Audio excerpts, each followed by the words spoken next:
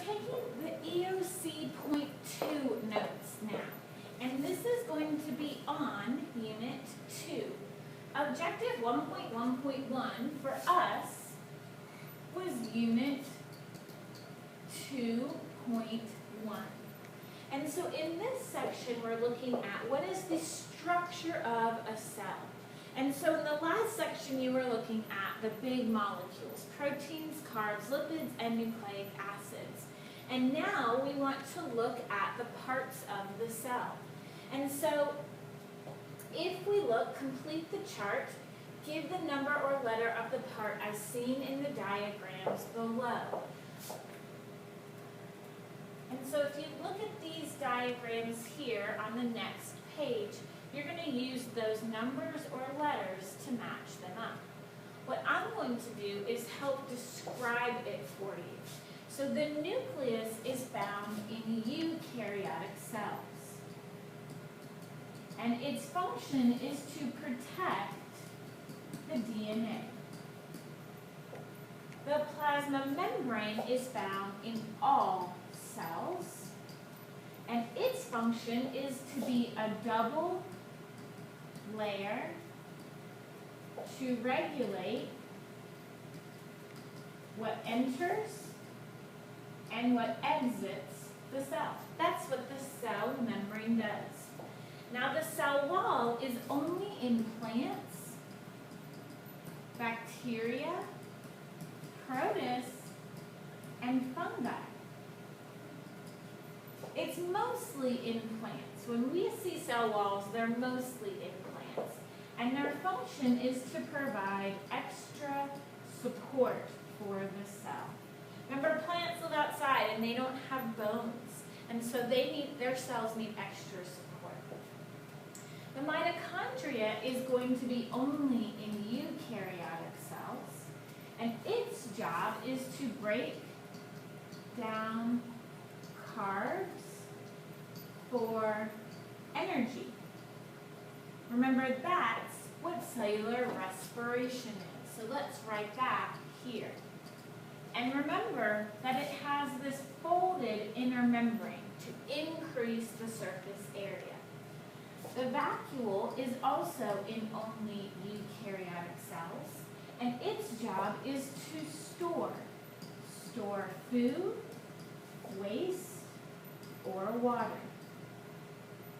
The chloroplast is only going to be in plant cells, and plant cells, its job is to perform photosynthesis. Remember, photosynthesis is where we take carbon dioxide and water and build a carbohydrate. Then finally we have the ribosome, and we want to put a big star by this one because it's one of the most important. It's found in all cells, just like the cell membrane is, and its job is to use RNA to build amino acid sequences, or what we know as proteins.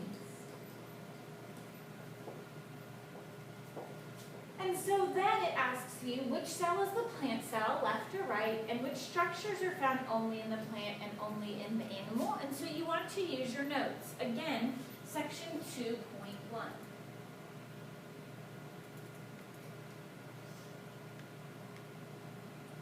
Compare prokaryotic and eukaryotic cells in terms of their general structures and degree of complexity.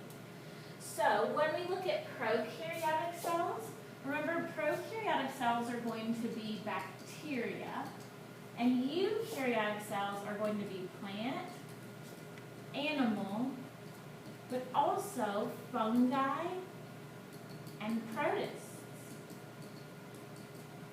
And so prokaryotic cells do not have membrane-bound organelles.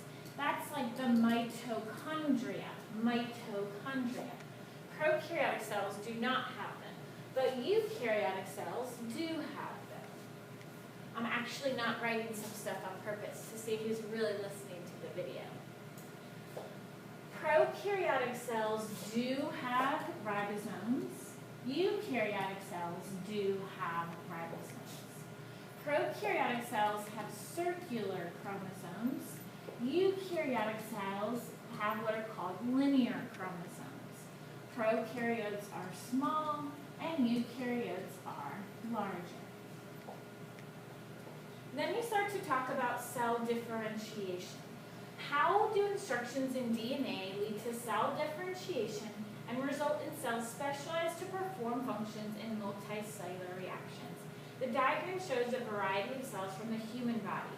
Label those cells. Red blood cell. This is the red blood cell. This is going to be the nerve cell. This is going to be the muscle cell. This is going to be the white blood cell. And this is going to be the sperm cell. And it asks which cell is adapted for movement. And what we mean is the sperm cell. Even though the muscle can contract, the cell itself doesn't move. What makes this movement possible is something called a flagella. Provide the energy. Make sure that you can answer that one. Which cell has no nucleus? We didn't really talk about that, but it's the red blood cell.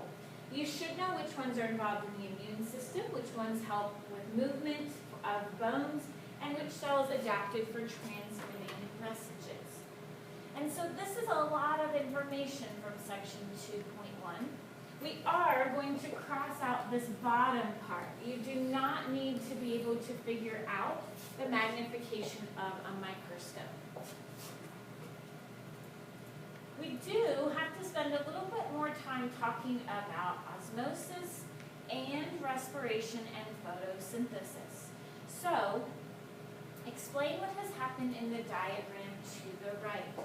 What we need to know is that the dark molecule is starch and the white molecule is water. So if you look from left to right, starch has not moved. So starch did not move, but water did. So why did the large molecule not move to the right? Remember, large molecules can't fit through the membrane.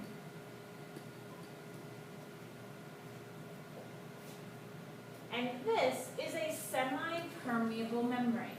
So how is the semi-permeable membrane like a cell membrane?